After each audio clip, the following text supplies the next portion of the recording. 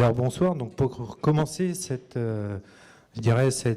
auditions sur le thème de la mobilité, je souhaitais tout d'abord revenir sur les grands enjeux, les grands défis de la mobilité que nous devons prendre en compte lorsque nous dessinons les politiques ou les stratégies de transport à l'horizon de 10 ans, 20 ans, 30 ans, voire au-delà. Donc, je ne vais pas forcément toutes les détailler, puisqu'il y en a qui font régulièrement la une de nos actualités, hein, santé, public, environnement, économie, mais peut-être revenir sur quelques-unes dont on n'a pas forcément, qu'on n'a pas forcément à l'esprit lorsqu'on essaie d'anticiper ou parler des déplacements. Notamment, par exemple, les rythmes de la ville. Il faut savoir que les habitants de Nantes Métropole réalisent la moitié de leurs déplacements aux heures de pointe. Et donc, ça pose toujours la question dans les politiques de transport de savoir où on met le curseur entre optimisation de l'existant et développement de nouvelles infrastructures, sachant qu'on mobilise surtout nos infrastructures pour 6 heures dans la journée, hein, période de pointe du matin et du soir. Aussi des enjeux de consommation de l'espace et de partage de l'espace. On s'intéresse aussi, lorsqu'on parle de transport, à comment on organise l'espace pour réduire nos distances de déplacement, plutôt que forcément tout de suite rentrer par une réponse transport à des questions transport.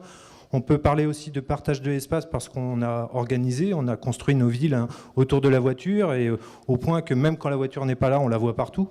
Et du coup, on s'interroge forcément sur la place que l'on peut donner aux autres modes, en partageant notamment la voirie. Ça pose des problèmes de foncière, de stationnement. Un petit chiffre comme ça, si on prend l'ensemble des ménages de l'agglomération nantaise, ils disposent à peu près de 315 000 voitures. Si on prend toutes ces petites voitures et qu'on les met les unes à côté des autres, il faut à peu près 320 hectares pour les stationner, donc à peu près l'ensemble de l'île de Nantes. Aussi anticiper nos futurs modes de vie. Il faut savoir qu'à l'horizon 2040, un habitant sur 3 aura plus de 60 ans. Donc là encore, ça interroge nos mobilités, nos façons de nous déplacer dans le futur. Forcément, aussi des enjeux sur les finances publiques. On projette souvent le développement de nouvelles infrastructures. Il faut aussi penser à faire en sorte que l'existant fonctionne. Par exemple, le tramway cette année à Nantes avait 30 ans, et avant de forcément penser toujours au développement, c'est surtout s'assurer que les 3 lignes existantes soient en fonctionnement. Et puis aussi, bien sûr, des enjeux sociaux, hein, puisque la mobilité, c'est forcément un lien à l'espace. Et donc, c'est s'assurer dans les années à venir que les ménages, et notamment les plus dépendants à la voiture, ne soient pas fragilisés, qu'on puisse accéder à une mobilité pour tous. Je rappellerai juste un petit chiffre, hein, une voiture... achat compris, amortissement, carburant, ça coûte à peu près 4 200 € par an, hein, pour un objet qui reste 95% de sa vie à l'arrêt. Alors ces défis sont d'autant plus importants sur notre territoire qu'on est sur une métropole dynamique. Nantes Métropole, c'est 600 000 habitants, même un peu plus. Selon la période d'observation, c'est à peu près entre 0,6 et 0,8% d'augmentation par an. 324 000 emplois, plus 1,3% d'augmentation par an. Et tout ça, ça nous donne un nombre de déplacements. Les habitants de la métropole réalisent chaque jour 2,1 millions de déplacements. Alors, la métropole, ce n'est pas une île. Elle est au quotidien en lien avec des territoires voisins. Si on prend l'ensemble du bassin de vie, hein, c'est-à-dire l'ensemble des communes dont les habitants sont en relation tous les jours avec la métropole, là, c'est aussi ce que vous trouvez, on appelle ça aussi aire urbaine. C'est un ensemble, hein, c'est le orange et le bleu. Donc le bleu, c'est la métropole, et les autres communes, hein, c'est cette partie orange. Donc cet ensemble, ce bassin de vie, hein, c'est 114 communes, 900 000 habitants. Et là, c'est plus de 2,1 millions de déplacements, mais 2,7. Donc un gros volume de déplacements, et surtout une hausse de déplacements attendue dans les années à venir. Du fait de l'augmentation, hein, de la population, on a des projections à 20 ans de plus de 100 000 habitants, avec un nombre de déplacements stable depuis 20 ans. Alors là, il y a un petit manque, mais on fait à peu près 3,5 déplacements par jour et par personne. Ce chiffre est stable, et donc avec le fait même de l'augmentation, hein, de la population, on arriverait rapidement, je dirais, à plus de 100 000 habitants à 20 ans. Ça représente à peu près 350 000 déplacements quotidiens à gérer, en plus de ceux qui sont déjà là à l'horizon de 20 ans. Alors, ce qui est forcément important sur la métropole, et encore plus sur des lieux, je dirais, où l'intensité est plus marquée, hein, notamment la centralité métropolitaine. Alors, pour des besoins, je dirais, un peu statistiques, hein, On prendra ici la centralité métropolitaine comme l'intérieur des boulevards du 19e et l'île de Nantes. Donc vous voyez, hein, là encore, des forts volumes. Hein. On a à peu près 950 000 déplacements chaque jour qui sont en lien avec ce territoire. Ça représente 36% hein, des 2 700 000 déplacements dont je parlais tout de suite, hein, des habitants de l'aire urbaine. 21% sont des entrées-sorties, donc là c'est des flux d'échange, hein, ce sont les gens qui ne sont pas dans le périmètre et qui rentrent, et l'inversement qui ressort. Et 15% sont des déplacements internes, c'est-à-dire qu'ils ont lieu entièrement à l'intérieur de ce périmètre. Donc de forts volumes et une forte intensité, puisque si on regarde aussi quand se passent les entrées-sorties, on remarque qu'une sur deux, 50% ont lieu aux heures de pointe.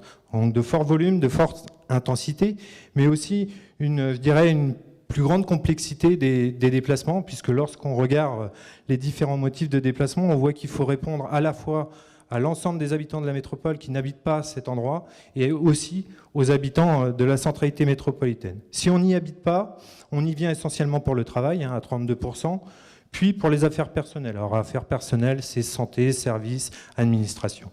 Par contre, si on y habite, on voit qu'on a, je dirais, une répartition, hormis la formation, un peu plus homogène, ce qui est normal, hein, c'est le lieu de résidence, donc toutes les fonctions sont représentées. Mais en tout cas, dans la prise en compte des flux, on voit bien qu'il y a quand même, la notion d'accessibilité et à la fois la notion de service, de mobilité aux personnes qui y habitent. Donc pour répondre à ces grands défis et puis à cette augmentation hein, des déplacements, Nantes Métropole a approuvé en 2011 hein, son 3e plan de déplacement, son 2e plan de déplacement urbain pour être précis, qui a pour but d'identifier différents leviers pour répondre aux enjeux de mobilité et pour assurer, je dirais, à des échéances hein, de 2020-2030, une mobilité plus durable. Alors ici, vous voyez sur la colonne de gauche les parts modales, les parts de marché des différents modes en 2008 lorsqu'on a commencé à élaborer le plan de déplacement urbain et de l'autre côté, les objectifs attendus à l'horizon 2030. Je ne vais pas forcément rentrer dans le détail parce que ça va être un peu long et puis on pourra y revenir plus tard, juste sur les petits camemberts qui sont la synthèse. En bleu plus clair, c'est le regroupement de ce que nous on appelle les véhicules motorisés individuels, c'est-à-dire la voiture en tant que conducteur, pour faire plus simple et imager la voiture solo, et les 2 roues motorisées, le bleu plus foncé étant, je dirais, le reste, les modes alternatifs à cette voiture solo. Et on voyait qu'en 2008, le rapport était de 49-51 et qu'à l'horizon 2030 est projeté 33%, 67%, donc un tiers, 2 tiers en faveur, je dirais, des modes alternatifs à la voiture solo et aux 2 roues motorisées. C'est des objectifs ambitieux, mais ces objectifs, c'est surtout la condition qu'on s'est fixée, du moins quand on a étudié, on s'est dit c'est la condition sine qua non pour réussir à 20 ans, à relever les différents défis de la mobilité. Alors, bien sûr, c'est une moyenne.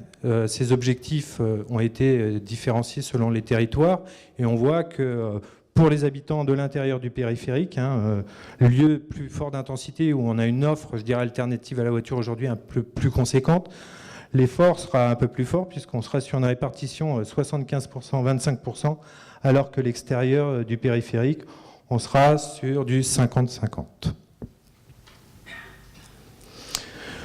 Donc on voit bien, si on se projette sur les différents enjeux de la centralité métropolitaine et voire de la métropole, l'enjeu, c'est bien de comment accueillir plus de personnes avec moins de voitures. Alors, le titre d'avant était un peu brutal, c'est surtout moins de voitures solo, parce que, bien sûr, on anticipe forcément l'usage de la voiture, mais c'est aussi comment utiliser, ou en tout cas avoir un autre usage de la voiture que celui que l'on a aujourd'hui.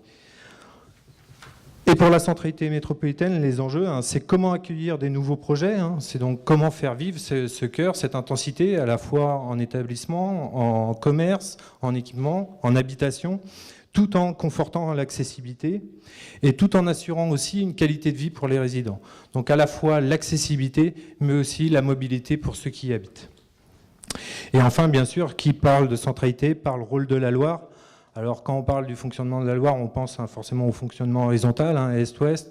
Donc là, on pense transport fluvial, marchandises, pourquoi pas tourisme. Bon, je ne vais pas forcément développer, on y reviendra plus tard, mais comme il Il y a prévu un franchissement, du moins un débat autour des franchissements, et donc plutôt le côté vertical du rôle de la Loire et de la centralité. Je vais focaliser là-dessus, et c'est ma prochaine diapo. Donc quand on parle de franchissement nord-sud ou sud-nord, il faut revenir un petit peu sur l'histoire, parce que la stratégie de déplacement qui a été mise en place dans la métropole nantaise depuis la fin des années 70 a, je dirais, forcément contribué j'ai perdu mes mots, contribue à modifier, ou en tout cas à nous adapter à notre façon de franchir la Loire. L'idée, c'était, on avait des grandes pénétrantes autoroutières, hein, l'idée étant de supprimer ces grandes pénétrantes autoroutières pour protéger le centre-ville de tous les flux de transit. Avant, et c'est un peu la photo des années 70, hein, on traversait le centre-ville de Nantes. Moi, j'étais pas là et j'étais pas né, mais et il y avait des flux de caravanes au mois de juillet, mois d'août, hein, qui posaient des grands problèmes, et on le voit bien sur la photo là, des cours de 50 otages, 8 fils voitures. Donc l'idée, petit à petit, ça a été de supprimer ces grandes pénétrantes autoroutières et de protéger le centre-ville du transit par la création du périphérique. Alors le périphérique, lui, sera achevé en 94, le pont de Cheviré 91, et Bellevue, après quelques aménagements, ça doit être aussi de l'ordre milieu des années 90. Et donc on voit bien qu'on a franchi la Loire différemment. On a franchi la Loire pour transiter, donc passer du nord au sud sans passer par le centre-ville, ou l'inverse, mais on a aussi utilisé le périphérique et les franchissements de Loire pour contourner, je dirais, les différents quartiers, choisir sa porte et rentrer en fait dans les différents quartiers de l'intérieur du périphérique. On a aussi changé petit à petit les modifications les franchissements du bras de Pierremille et du bras de la Madeleine. Au départ, les deux étaient, je dirais, l'entrée pour avoir accès à la centralité, hein, l'entrée sud, la porte entrée sud vers la centralité. Et puis avec petit à petit les projets sur l'île de Nantes, on voit qu'on a une modification. Le bras de Pierremille reste une entrée sud, mais par contre le bras de la Madeleine, on voit qu'il change, en tout cas dans son fonctionnement, puisque c'est plus la relation entre l'île de Nantes et l'intérieur des boulevards qui forme maintenant une seule centralité. Bien sûr, si on parle de répartition, en tout cas de franchissement et de Nord-Loire, Sud-Loire, bon, il y a quelques indicateurs, alors on aurait pu en mettre beaucoup, mais j'en rappelle quelques-uns. Hein. Le Nord-Loire, c'est à peu près 56% de la surface de l'agglomération nantaise, et on voit que c'est 73% de la population et 82% des emplois. Si on focalise un peu sur les migrations domicile-travail, on voit qu'il y a une forte dépendance du Sud-Loire au Nord-Loire. Sur l'ensemble des actifs de la métropole nantaise, 47 200 actifs franchissent la Loire tous les jours. Et on voit sur ces actifs qui ont besoin de franchir la Loire que 69% sont des habitants du Sud-Loire et 31% sont des habitants du Nord-Loire. Ce qu'il faut retenir, c'est que moins d'un habitant du Nord-Loire sur 10 a besoin de franchir la Loire pour aller au travail, alors qu'un habitant sur 2 du Sud-Loire a besoin de franchir la Loire pour aller au travail.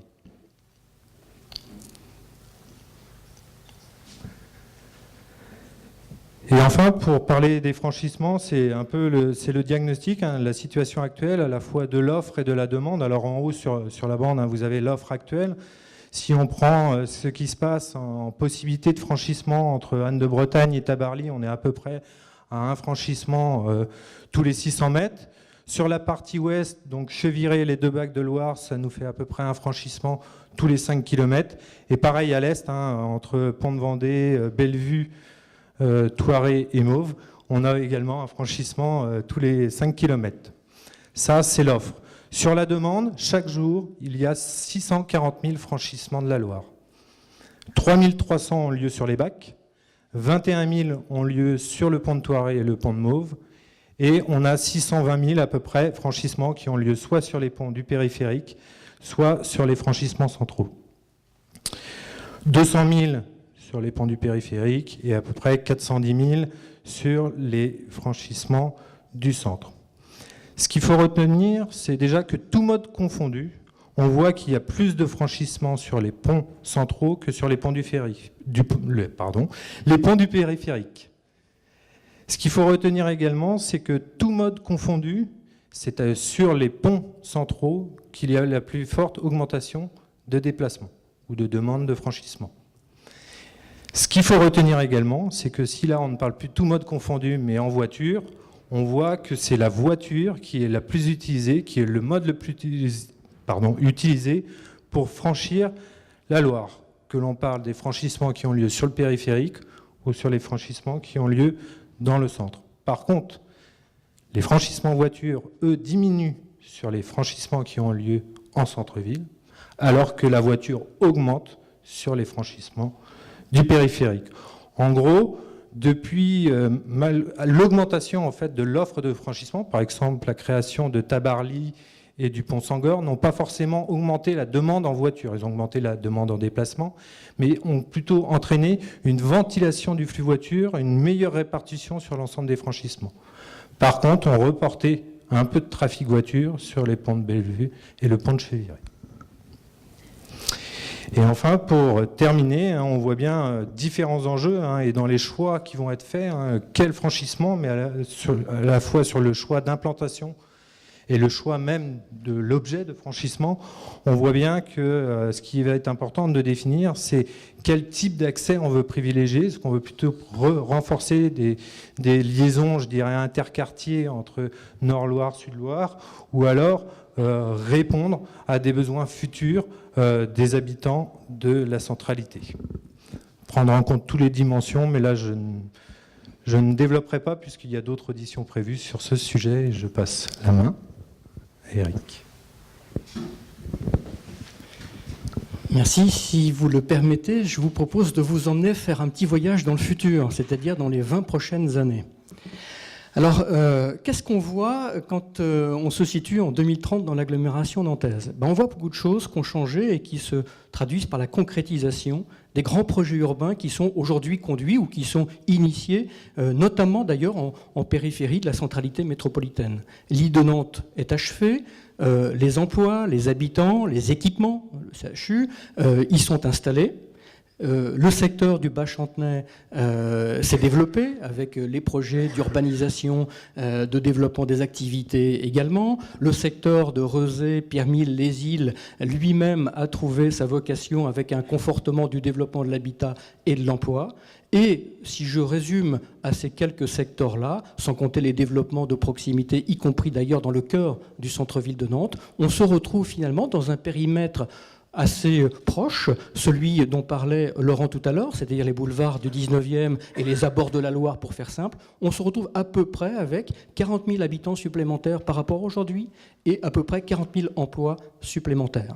Et puis des grands équipements générateurs de trafic, j'ai parlé du CHU tout à l'heure, les développements des équipements universitaires ou de loisirs ou l'attraction commerciale qui font que de plus en plus de personnes sont intéressées aussi à venir chaque jour, visiter et profiter des aménités qu'on offre sur ce terrain de la centralité métropolitaine. L'agglomération se développe, beaucoup dans sa centralité, parce qu'on a là des lieux où on est capable de faire du redéveloppement urbain, mais elle ne se développe pas que dans la centralité. Les secteurs autour, intrapériphériques, vont continuer à se développer. Rezé, Saint-Sébastien, Saint-Herblain, les quartiers Nantes-Nord vont se développer. L'extra-périphérique va continuer à se développer également. Et puis, on l'espère, moins vite que ce qu'on a connu dans les 20 dernières années, eh bien, les secteurs périurbains vont quand même, par inertie, continuer également à accueillir un petit peu plus d'emplois, un petit peu plus d'habitants. Ce que l'on pourra voir certainement aussi dans les 20 prochaines années, c'est le fait qu'on aura sans doute une sorte de rééquilibrage des emplois, un peu plus au sud que ce qu'on a aujourd'hui, en proportion en tout cas, et puis peut-être aussi un peu plus d'habitants, parce qu'on voit bien que la dynamique de l'habitat profite notamment au Sud-Loire. Alors, ça se traduit par un certain nombre de conséquences. Laurent l'a évoqué tout à l'heure, les plus 100 000 habitants dont on parlait, c'est plus de besoins de mobilité, quels que soient les modes de déplacement, à pied, à vélo, en transport en commun et aussi en voiture.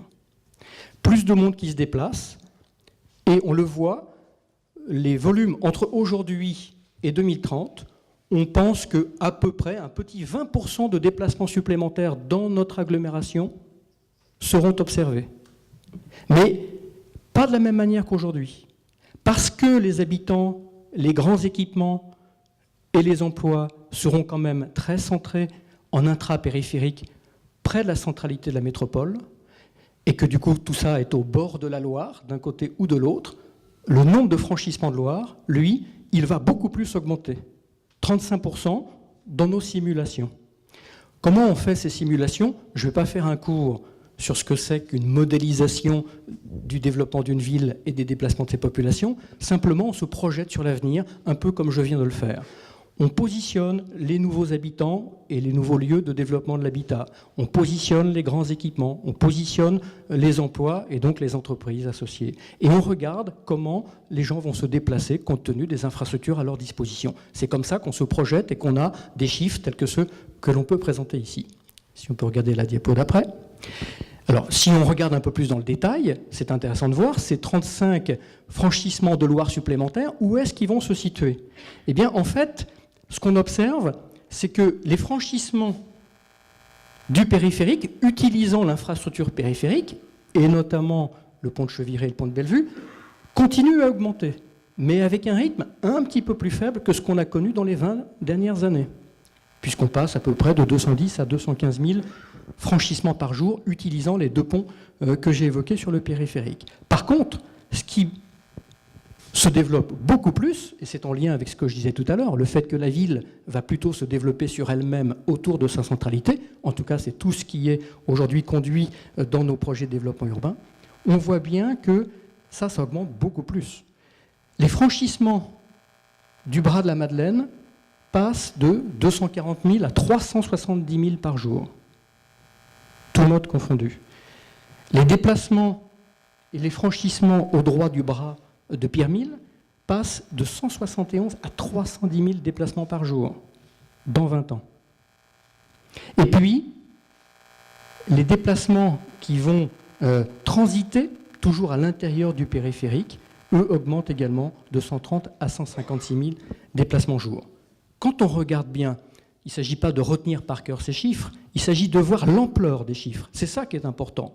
C'est que nous avons un territoire qui connaît déjà depuis longtemps et qui va continuer à connaître une dynamique de développement. Tant mieux, c'est ce qui permet aussi d'accueillir les emplois de demain, de permettre à nos enfants, nos parents, nos grands-parents de trouver aussi un logement à leur convenance. Bref, c'est aussi ce qui nous permet de voir se développer les services à la population. Donc si on regarde ma petite diapositive d'après, là aussi, on regarde encore un petit peu plus précisément ce que ça peut donner, eh bien, on s'aperçoit que, pour l'instant, je raisonne tout mode confondu, puis après, je vais regarder à pied avec vous, à pied, à vélo, en transport en commun, en voiture.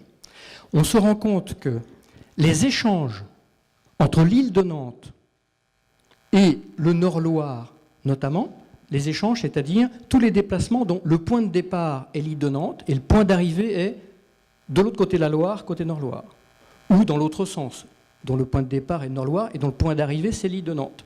Ces déplacements-là, par rapport à aujourd'hui, ils vont être multipliés par 2 fois plus qu'aujourd'hui, dans nos simulations.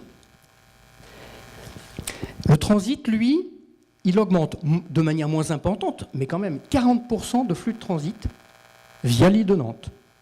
Tout ça, ce raisonnement se fait en l'état actuel de nos infrastructures de franchissement. On a fait un postulat de départ pour se projeter dans notre avenir, où nous avons demain, en 2030, les mêmes franchissements que ceux d'aujourd'hui. Les ponts que vous connaissez. Alors si maintenant je regarde un peu plus précisément, et comment ça se passe à pied, en vélo, en transport, en voiture. Laurent vous a évoqué tout à l'heure que les élus de la métropole se sont donné une ambition, dans le cadre du plan de déplacement urbain, qui est de faire progresser fortement l'usage des modes alternatifs à la voiture. Alors on pourrait se dire pourquoi ils se sont donné cette ambition-là.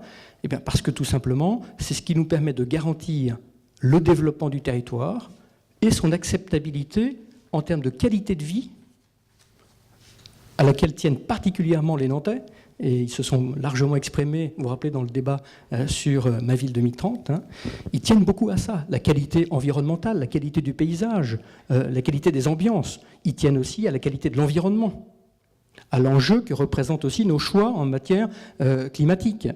Et donc, ils misent sur le fait que nous soyons capables, dans les 20 prochaines années, de poursuivre et même d'amplifier l'effort qui a été réalisé dans les 30 dernières, faire en sorte qu'il y ait plus de déplacements à pied, beaucoup plus de déplacements à vélo, puisqu'il s'agit de passer de 2% aujourd'hui des déplacements à vélo à 12% dans 20 ans, continuer la progression des déplacements en transport en commun, qui structurent notre territoire, et puis essayer de limiter l'usage de la voiture. Non pas l'interdire, parce qu'on sait très bien qu'il y a beaucoup de déplacements et beaucoup de personnes qui n'ont pas d'autre choix que de prendre leur voiture. Par contre, l'enjeu, c'est d'offrir des alternatives crédibles pour que tous les autres modes soient utilisés le plus possible. Et qu'ainsi, ceux qui n'ont pas d'autre choix que de prendre leur voiture puissent le faire dans des conditions quand même acceptables. Eh bien, si je me projette dans les 2 dimensions que j'ai évoquées tout à l'heure, moins de déplacements en part relative, en voiture, plus de déplacements à pied, en vélo, en transport en commun, et une agglomération qui voit son développement autour de la centralité métropolitaine générer beaucoup de besoins de franchissement, eh bien on regarde que pour les échanges avec l'île de Nantes, simplement centrons-nous là-dessus.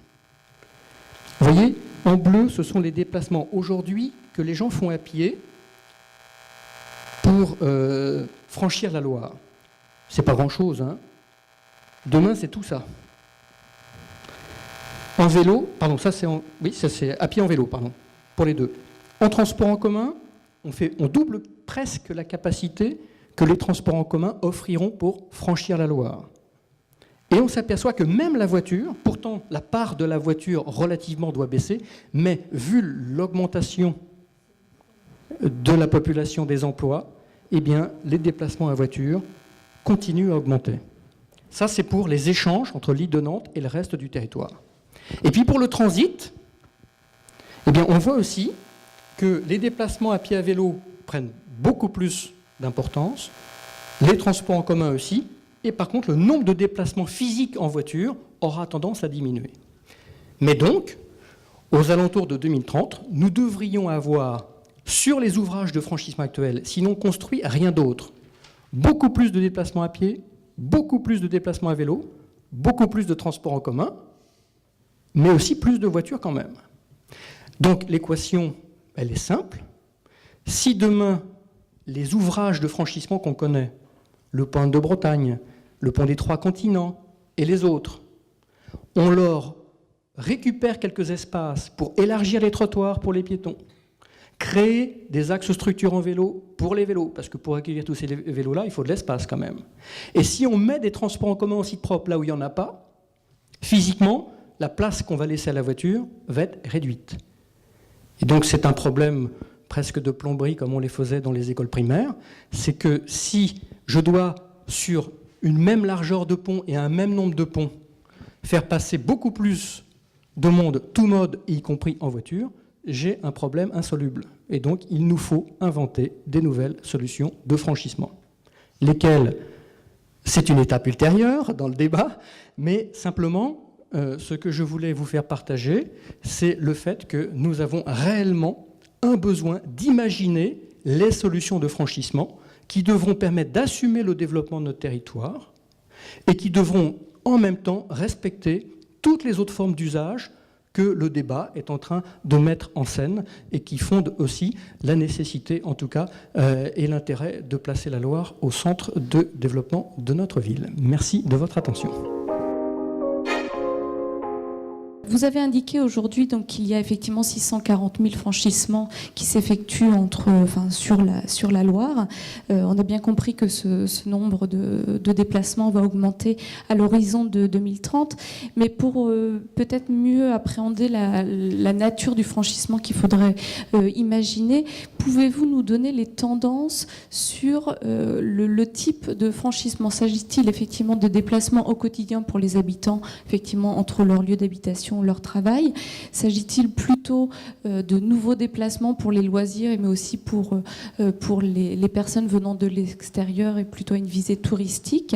Et aussi par rapport au transport de marchandises, sur le transport de marchandises.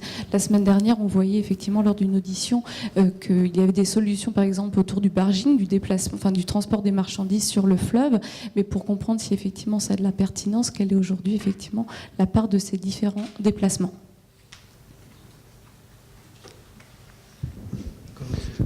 D'accord. Alors, c'est Il y a beaucoup de choses dans la question. Pourquoi on franchit la Loire? On l'a vu tout à l'heure, du moins il y avait déjà des indications sur les motifs, mais lorsqu'on regarde les motifs de déplacement, on voit que le travail, c'est à peu près un quart de nos déplacements, et la formation, ça représente, en fonction du territoire observé, mais on est autour de 15%.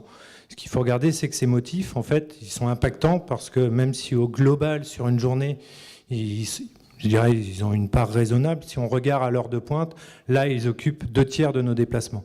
Donc c'est pour ça qu'on a, je dirais, on les appelle souvent des déplacements structurants parce qu'ils sont concentrés dans le temps et forcément, ils sollicitent sur une courte période les différentes infrastructures du transport et les franchissements. Pour savoir à peu près, parce que là tout à l'heure j'ai parlé des franchissements notamment pour le domicile-travail des habitants de la métropole, donc je vais faire des arrondis, on voyait qu'on avait à peu près 30 000 actifs habitant le Sud-Loire qui avaient besoin de franchir le Nord-Loire. Bon, si on regarde un peu plus loin, le sud du département par exemple, il faut en fait les actifs du reste du département, du Sud-Loire, hors ceux de Nantes Métropole, c'est également à peu près aussi 30 000 actifs qui franchissent la Loire.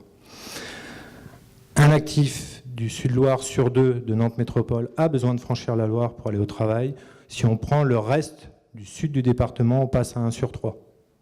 Je ne parle pas du Nord parce que là, au-delà du Nantes Métropole, au Nord, là on se retrouve avec même pas un actif sur 20 qui a besoin de franchir la Loire pour le travail.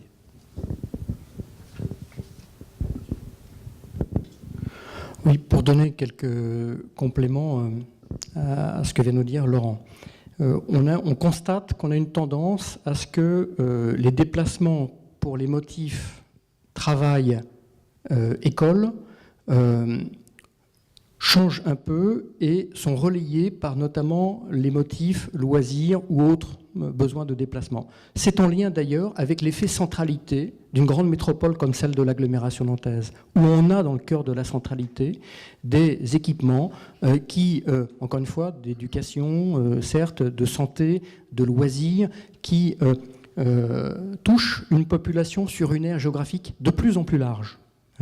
Et donc, de ce fait, ils viennent prendre le relais d'une situation qu'on observe dans la variation des comportements de mobilité, notamment pour le motif école et surtout travail. Ce qui nous aide et ce qui nous a beaucoup aidé aussi d'ailleurs dans ce cadre-là, c'est l'évolution des rythmes de travail. Vous savez qu'aujourd'hui, maintenant, beaucoup de gens ont des horaires variables. Et d'ailleurs, n'ont pas non plus systématiquement à travailler tous les jours les mêmes demi-journées.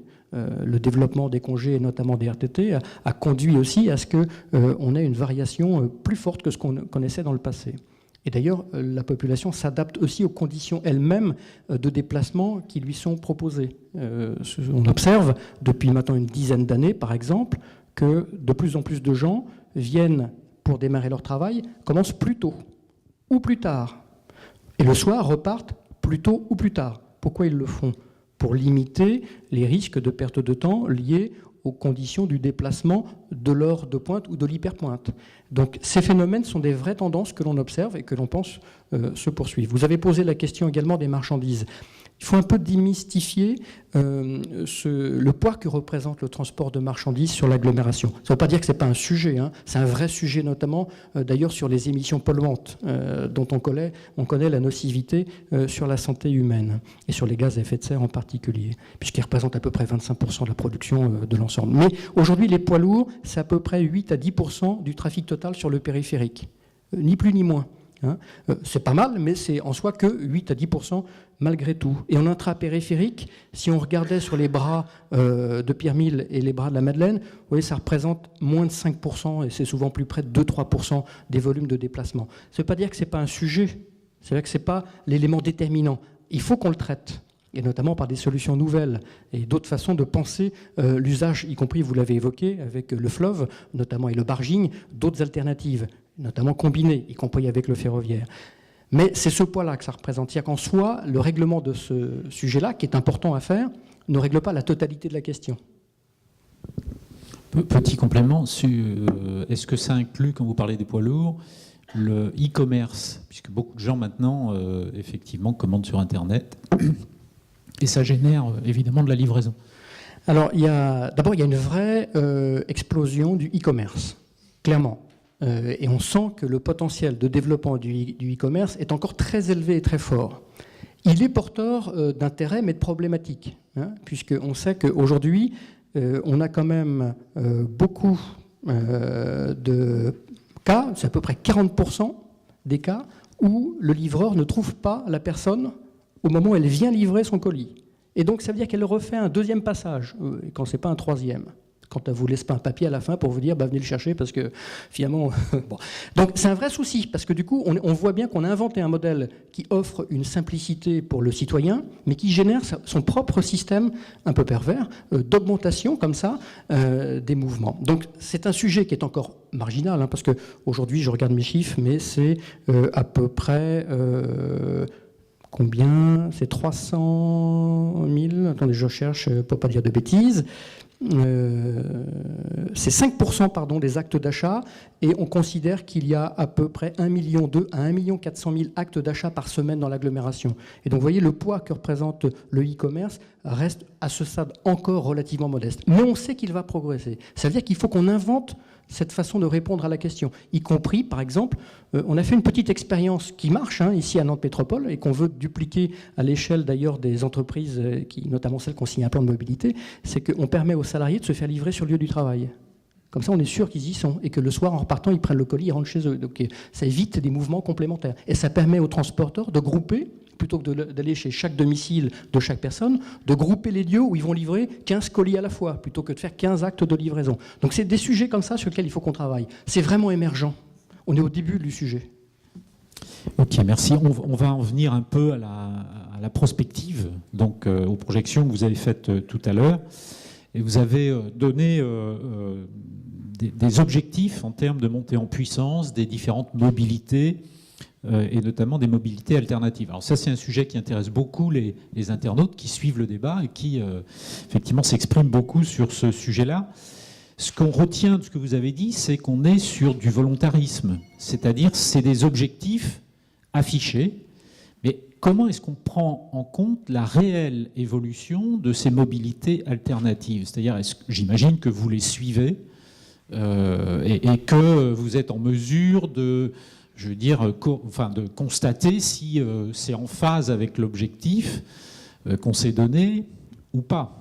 Et puis j'ai une petite question annexe. Dans une des diapos qui a été présentée, bizarrement, les gens du Sud-Loire marchent moins que les gens du Nord-Loire et font moins de vélo que les gens du Nord-Loire. Alors est-ce qu'il y a une explication par rapport à ça? Je vais commencer par la dernière question. C'est pas qu'ils font moins de vélo ou qu'ils marchent moins, c'est parce que pour franchir la Loire, ils ont plus de distance à faire.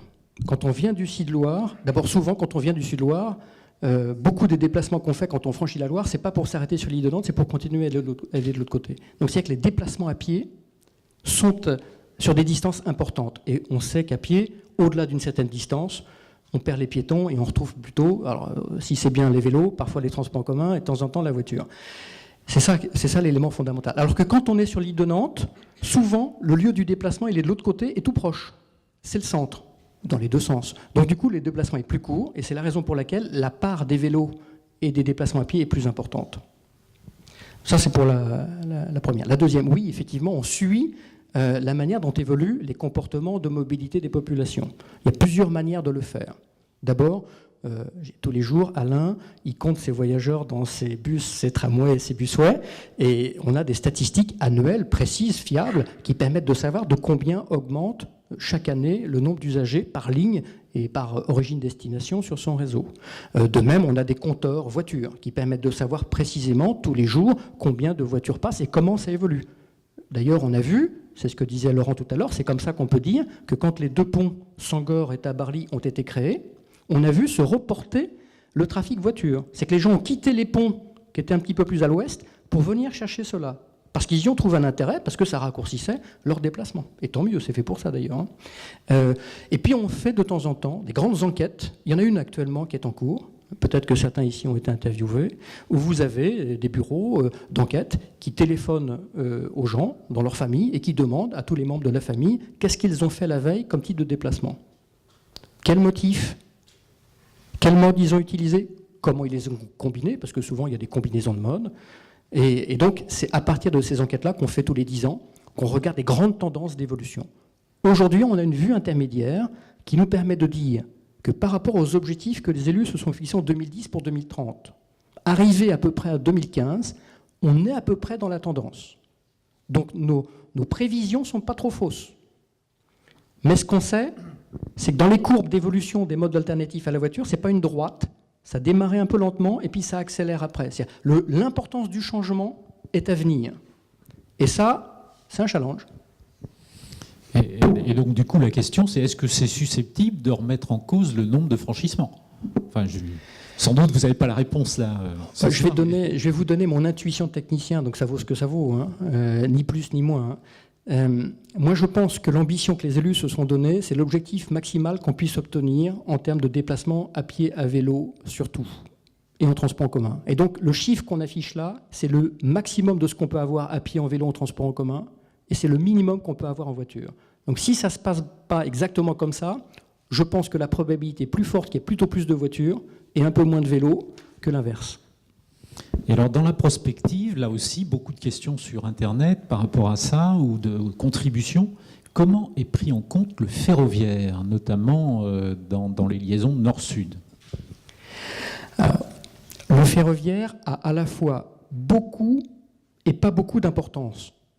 Ça mérite un petit temps d'explication. Pourquoi ça a beaucoup d'importance? Parce que le ferroviaire, c'est ce qui garantit d'abord l'accessibilité à la métropole pour des gens qui viennent de très loin, du national, du régional, du départemental. Et que c'est le seul moyen crédible alternatif à la voiture pour des déplacements rapides. Bien. Premier objet. En ce sens-là, il est important. Parce que plus le ferroviaire est efficace, disponible et offre des capacités, plus pour des déplacements qui sont plutôt dédiés à la voiture, on peut prendre sur cette voiture et donc valoriser ces modes alternatifs qu'est le ferroviaire.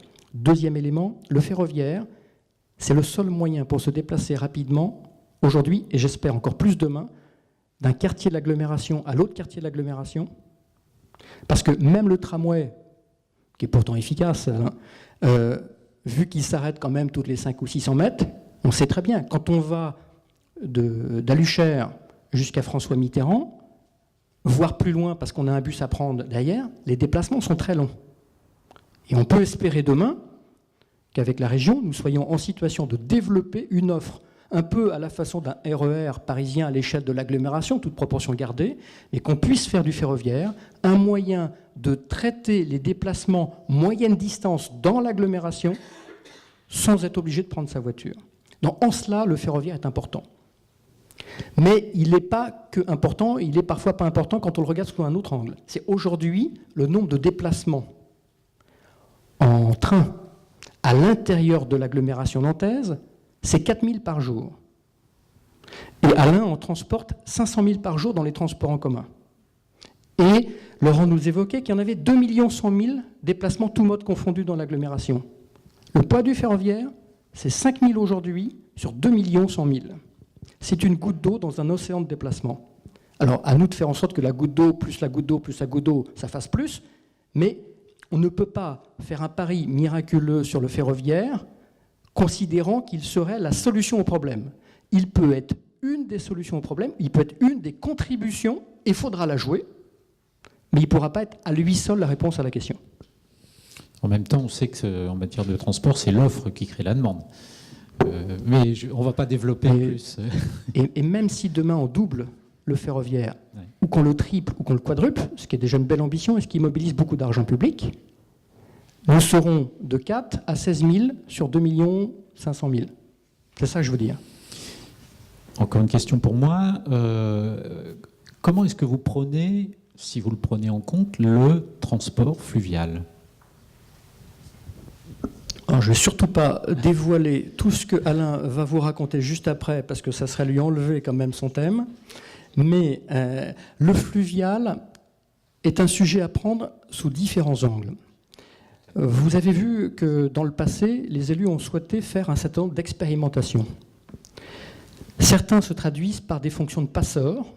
C'est ce qu'on connaît d'ailleurs aujourd'hui entre Trentemoux et Gare-Maritime. C'est ce qu'on connaît sur l'Erdre, également pour traverser de Port-Boyer à l'université. Et puis, on a eu aussi l'occasion de tester, non pas des fonctions passeurs, mais des fonctions plutôt navettes. Ce qu'on observe, c'est que la fonction passeur marche bien. Elle répond à une réelle demande. D'abord parce que souvent, elle offre une alternative qui n'existe pas par ailleurs, quels que soient les modes. Et c'est le cas. Quelqu'un qui vient du sud-ouest et qui veut aller vers le centre, clairement, aujourd'hui, l'alternative est intéressante. Puis en plus, pour le prix d'un ticket dont je pense qu'il est modique, malgré tout, dans l'agglomération, eh bien, on fait une croisière chaque matin et chaque soir. C'est le côté sympaphone qui fait aussi que ça plaît. Par contre, quand on est sur des linéaires, on l'a vu sur l'Erdre quand on l'a fait, la navette qui reliait la gare à l'université. D'abord, quand on enlevait tous les touristes, il y avait déjà beaucoup moins de monde. Pourquoi ? Parce qu'il y a des offres concurrentes complémentaires qui existent, c'est le cas du tramway notamment. Et donc, du coup, là, on a vu que notre capacité à offrir une offre alternative intéressante, sachant que la vitesse sur le plan d'eau, elle est contrainte et limitée, n'est pas simple. Donc, le déplacement par voie d'eau des voyageurs doit être un élément qui doit être regardé comme un élément complémentaire, là aussi, qu'il nous faut développer, je n'anticipe pas, qui prend toute sa place. Aujourd'hui, c'est un peu plus de 1000 voyageurs jour qui font la traversée entre Trente-Mots-Gare-Maritime 2000. Alors, je ne vais pas refaire le même raisonnement que le ferroviaire de tout à l'heure, mais on a 2 100 000 et 2000. Donc, c'est important. L'offre peut créer la demande aussi, je suis d'accord.